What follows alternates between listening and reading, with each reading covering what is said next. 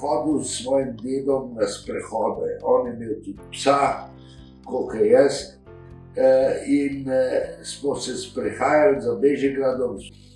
In med sprehodi mi je on pripovedoval te svoje dogodivščine o begu, pa o svojih doživetjih med Prvo svetovno vojno, ker je bil zelo aktiven. In veste kaj, kot vidite, imam veliko knjig, sem veliko čital. Najraje sem imel te razne vojaške zadeve, kakšne ljubezenske romane mi niso ležali, in imel sem pa tudi tako službo, da sem se srečaval z, lahko rečem, najhujšimi poškodbami.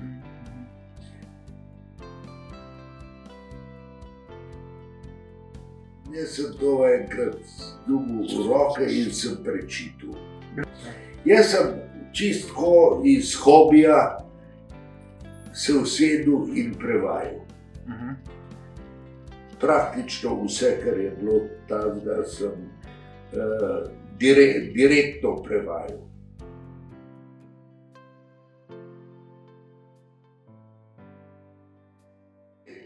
Takrat se ni to vedel, niti poslušajte, v Perziji, pa v Turčiji, to je bilo,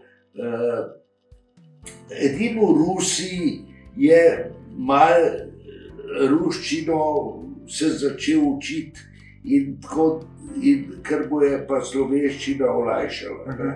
Tako da je na begu tudi rusko nekaj govoril. Takrat o Sloveniji se pa praktično pred 100 leti je zelo malo kaj vedel. Je ni bilo na zemljevidu praktično. In v teh krajih, ki je on bil, se pa sploh ni vedel. Sploh ni vedel, ja. Zelo visoko moralo. In to, lahko rečem, mi je tudi vcepil. To skozi pogovore ni bil malenkosten, ampak v velikih stvareh je pa bil strikten, dosleden. Se pravi vojaška vzgoja. Vojaška vzgoja, ne? Ja, absolutno. Slabo mnenje. Je glavno finančna dobrobit. Materialna uspešnost. Ostalo pa ni tako važno. To je današnja miselnost. Takrat pa ni bila. Takrat je bila pa zelo pomembna častnost. Od teh razgovorov oziroma pogovorov, ki sva jih imela, veliko me je ostalo v spominu. Recimo, sem dobil v šoli šus. Stara mama so jamrale, ja, da spet je dobil šus. Moj ded je pa rekel,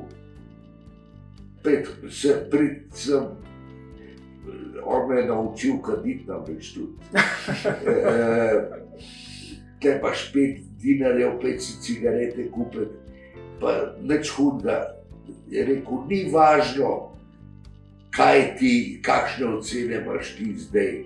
Važno je, kaj boš v življenju od sebe dal.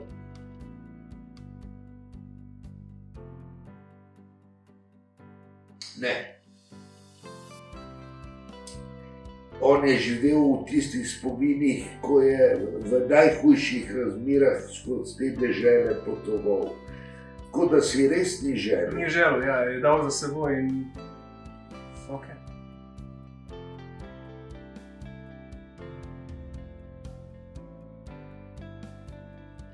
Ampak to so čist drugi časi, veste. Ja.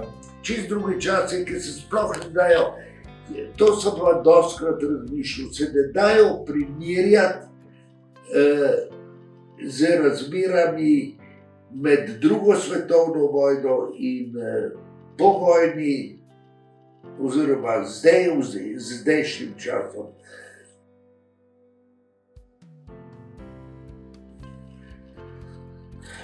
da v življenju ni vedno najvažnejše materialna korist, ampak zadovoljstvo samim seboj, svojim delom.